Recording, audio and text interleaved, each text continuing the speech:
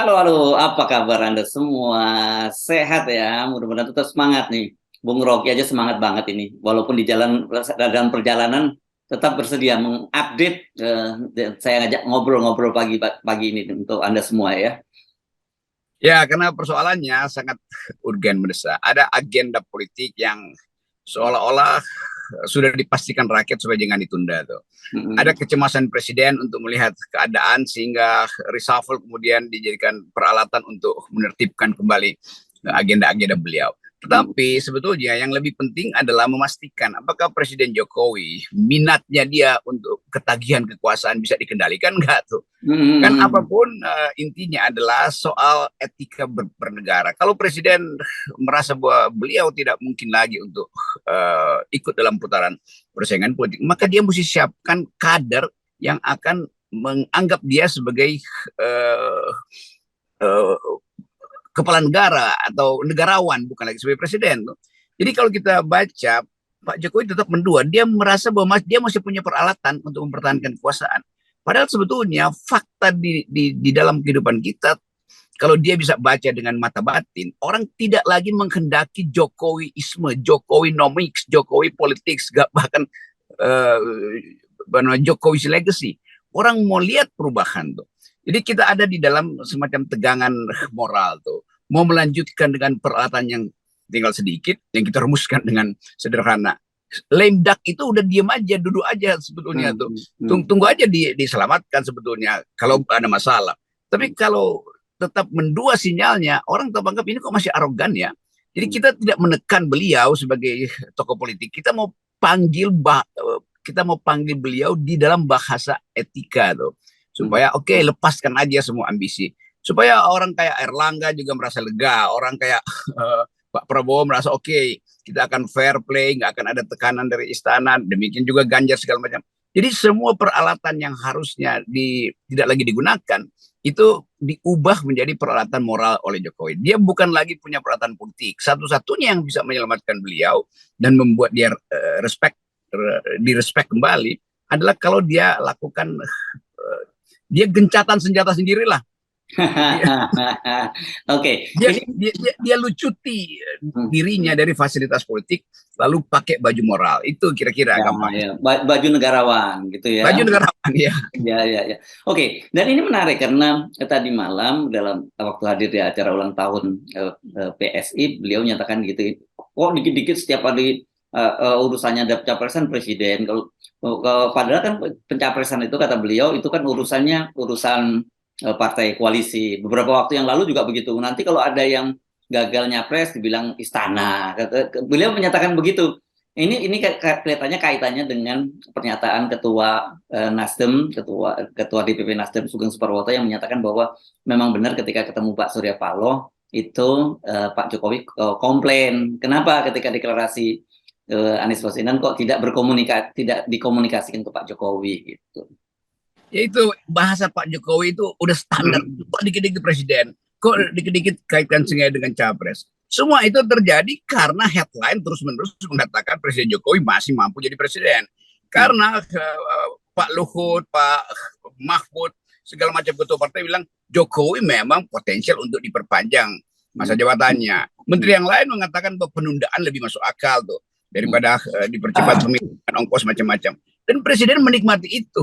Jadi dia dibuai oleh orang-orang istana yang sebetulnya juga jahat secara moral kan. Dan itu sebetulnya yang dinikmati presiden. Karena bagaimanapun ketagihan kekuasaan itu nggak bisa diselesaikan dengan semacam speech 2-3 kalimat. Kok dikit-dikit saya dikaitkan dengan presiden. Bukan dikaitkan, Anda mengaitkan diri Anda dengan ambisi Anda. Itu yang dibaca oleh publik. Itu masalahnya.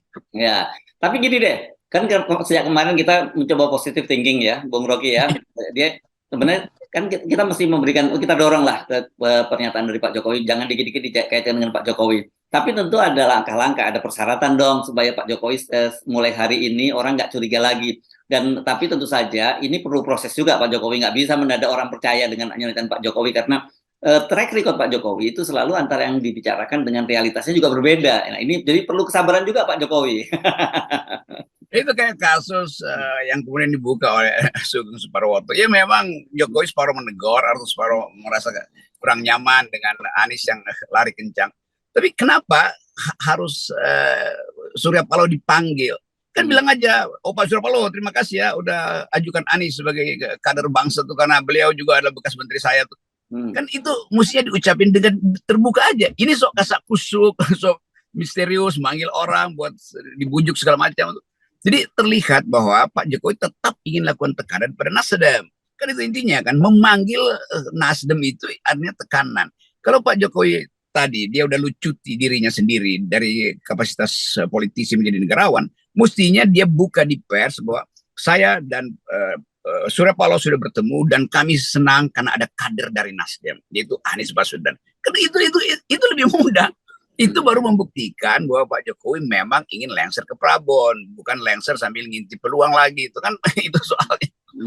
Iya, iya. Oke, itu satu ya. Terus langkah-langkah lain yang saya kira ya, yang akan kita sebut ini kembali apa ya? Kembali mengembalikan demokrasi ini yang penting untuk kita dorong terus di Pak Jokowi ya. Betul. Jadi Jokowi punya dua kegiatan, mungkin kita sebut agenda Jokowi menjelang lengser. Bilang aja lengser biasa kan itu orang berhenti. Satu adalah memastikan ada kader-kader bangsa yang mampu untuk meneruskan kepemimpinannya. Kader-kader loh, bukan cuma kader. Kalau kader ya orang anggap Ganjar dong. Enggak, kader-kader bangsa. Ada Anies di situ. Ada yang oposisi. Dan mungkin juga Sandi akan disebut kader bangsa karena mau maju walaupun masih ada problem dengan Gerindra. Itu urusan lain. Tetapi dia mesti ucapkan itu. Ada kader-kader bangsa. Nah, supaya kader-kader itu bertumbuh, maka saya Presiden Jokowi akan mempersiapkan koridor demokrasi itu. Itu intinya kan, supaya orang ingat, oh iya ada kader, tapi kader itu diajukan di dalam koridor demokrasi. Bukan kader yang diselundupkan melalui lembaga survei, atau kader yang dititipkan pada oligarki. Kan itu orang melihat itu tuh. Jadi ketenangan pikiran Pak Jokowi sebaiknya dia pastikan sebagai upaya untuk kontemplasi.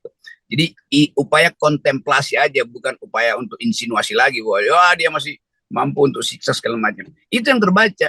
Kan kita lihat semua KIB itu udah berantakan, nggak ada lagi yang merasa bahwa oh ya ini disiapkan oleh Jokowi dan bisa berhasil. Beberapa menteri juga kalau kita lihat cara bicaranya ya udahlah kita tunggu aja lah. Jadi betul-betul ini udah dalam posisi dasar. Dalam posisi dasar Pak Jokowi mesti pastikan dia mengapung dalam kekuasaan atau tenggelam bersama-sama problem dia tuh. Yang paling mungkin adalah panggil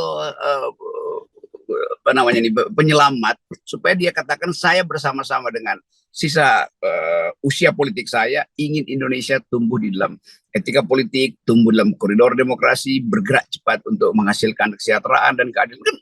Kan bahasa itu yang kita tawarkan kemarin tuh. Bahkan FNN mau membuatkan rilis yang kira-kira akademis sedikit, kontemplatif sedikit, filosofis sedikit, supaya ada pidato presiden yang orang wah bermutu betul ya pidato presiden. Ini tawaran positif kita supaya kita optimis bahwa akan ada perubahan politik tanpa ada kekerasan tuh. Jadi para Basar ini bukan proposal tukar tambah ya, ini proposal etis dari Forum News Network yang dianggap forum nantang-nantang. Dan kita sambut baik ya, sambut baik dengan konotasi yang positif pernyataan Pak Jokowi tadi bahwa jangan sekali setiap ada pencapresan dikaitkan dengan dikit-dikit dengan Pak Jokowi. Kalau ada yang gagal nyapres dikaitkan dengan istana. Enggak, tetapi kita sepakat itu tidak terjadi lagi. Tetapi Pak Jokowi perlu juga menunjukkan itikat baiknya, perlu langkah konkret, tidak hanya sekedar ucapan. Iya itu, kalau nggak begitu dia akan dikerangkeng oleh kata-katanya sendiri. Itu dia akan ditiktokkan oleh kata-kata sendiri. Jadi nanti juga dalam 2 jam lagi akan ada bullying bahwa Pak Jokowi. Katanya nggak mau lagi dikaitkan dengan capres, tapi kenapa masih ada reshuffle? Kenapa tokoh-tokoh kritis dikeluarin dari kabinet? Kenapa partai yang sebetulnya separuh beroposisi akhirnya disingkirkan? Kenapa Megawati sampai sekarang nggak kasih sinyal bahwa Pak Jokowi adalah kader, masih merupakan kader dia tuh samar-samar. Jadi semua itu memang ada di kepala Pak Jokowi yang bikin dia pusing aja tuh. Dan kepusingan itu disebabkan oleh ambisi itu dasarnya tuh. Sebenarnya jangan Pak Jokowi menyalahkan orang lain, tapi melihat dulu kenapa kok semua orang menyalahkan beliau, kan itu harusnya yang beliau pikirkan. Itu udah dari semester kedua kepemimpinan beliau kira-kira 5-6 tahun lalu. Orang udah mulai tanda-tanda itu. Jadi kalau Jokowi membaca tanda-tanda, jangan dari lembaga survei yang dia tahu sendiri, dia gaji sendiri kan. Lembaga survei itu dikendalikan sendiri oleh istana. Lihatlah statement dari tokoh-tokoh senior, tokoh-tokoh publik, baik dari militer maupun sipil yang udah senior. Bacalah sensor teropong dari pers internasional yang melihat bahwa tanda-tanda otoritarianisme memang sedang dititi oleh Jokowi itu. Dan sekarang terbukti betul-betul kan, mengendalikan hukum, mengendalikan kebudayaan, mengendalikan etnisiti segala macam. Itu nggak mampu pada Pak Jokowi yang bukan orang semacam Pak Harto yang punya garis komando yang kuat, atau Mahathir Muhammad yang berupaya untuk menimbulkan kembali kepemimpinan baru di dia dan mempersiapkan pemimpin berikutnya. Jadi semua hal itu tidak terjadi karena Pak Jokowi nggak punya semacam forum akademis atau forum intelektual untuk melihat problem bangsa ini. Dia cuma tahu, oh ini ada surat minta perpanjangan konsesi di sana tuh. Oligarkinya siapa? Si ini tuh. Oke, tanda tangan. Kalau ini tekan sendiri, jangan dulu, tekan sendiri. Kan tim di Jokowi kerjanya cuma itu kan. Nggak ada tim yang kasih dia pendidikan politik kok. Saya ingin ada proposal konkret saja, Bung Rocky, yang mungkin mudah diucapkan oleh Pak Jokowi deh. Ini persoalan sikap beliau yang soal perpanjangan jabatan atau penundaan pemilu, yang beliau menyatakan bahwa ya itu bertentangan dengan konstitusi, tapi itu saya tidak bisa mencegah karena itu kita kan hidup dalam negara demokrasi. Sekarang kita mesti bilang bahwa itu bertentangan dengan konstitusi, titik, tidak ada lagi if-nya gitu. Nah, itu aja kok saya kira kalau konkret bagus gitu. Jokowi cuma bisa bilang begituan. Kalian salah semua tuh. Yang saya maksud adalah itu bertentangan konstitusi. Selesai itu problem. Yes. Nah karena itu konsekuensinya udah bubarkanlah koalisi-koalisi yang dia bikin itu. KIB lah, inilah, itulah. Ngancem-ngancem lah kira. Jadi semua itu yang orang ingin lihat satu mercusuar yang membuat kapal bangsa ini bisa bernavigasi dengan baik dan tiba di pelabuhan yang teduh. Yes, dan ternyata kita pagi ini memberikan satu proposal konkret lagi pada Pak Jokowi ya, Bung Rocky ya. Nanti kita tiap hari akan beri proposal konkret kalau Pak Jokowi serius ya.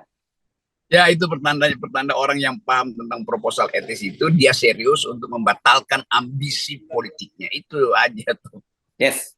Oke, baik. Terima kasih Bung Rocky, dan tetap standing kita adalah 0% ya. Ini mercusuar demokrasi itu 0%, benaran 0%. Oke, terima kasih Bung Rocky. Nanti kita sambung lagi ya perbincangan kita ya. Siap.